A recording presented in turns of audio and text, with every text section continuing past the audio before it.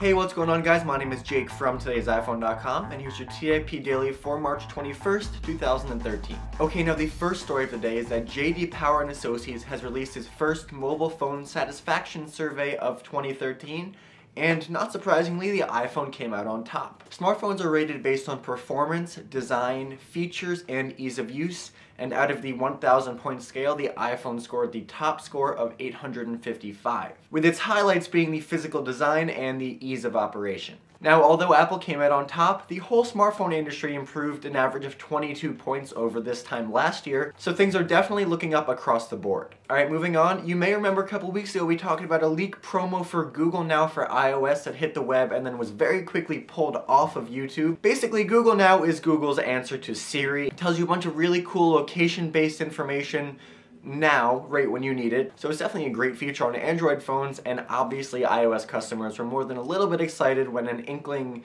hit the web that suggested that perhaps we would get this feature as well. Now, we haven't heard anything about it until today, but Eric Schmidt went on record as saying that the only thing stopping Google Now from being on iOS devices now is Apple's app approval process. They're still waiting to get approval, and Google has had some luck with getting approved with applications, and sometimes they've been denied, so it's really anyone's guess at this point. Some of Apple's app approval practices are just completely nonsensical, at least to me.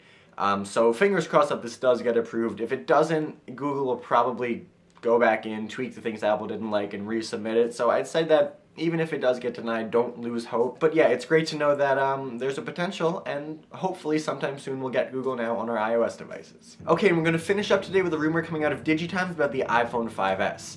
Now, I know that in the past, Digitimes hasn't been entirely accurate, but this latest report seems pretty believable. According to the report, components and parts for the iPhone 5S will begin shipping to assembly plants in May, which would set the release date for the iPhone 5S at the third quarter of this year. Now, this goes against a rumor yesterday that claimed that Apple would announce the iPhone 5S and the iPad 5 in the last week of June. Now, that didn't make a lot of sense, especially because WWDC is right around there, and if Apple was going to announce these devices, they'd probably do it then. So at least according to this rumor, WWDC will not have any new devices, which sounds like a huge bummer until you remember that last year at WWDC, it was totally software focused.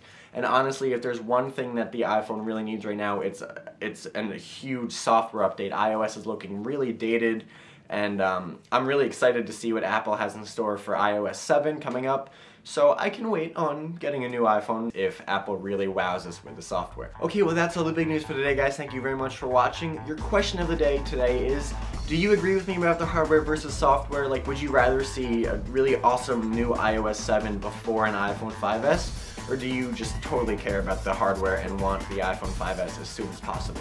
You can let me know in the comment section down below or on Twitter at TIP_Jake. Please don't forget the links to everything I talked about in this video in the description down below, so definitely check those out.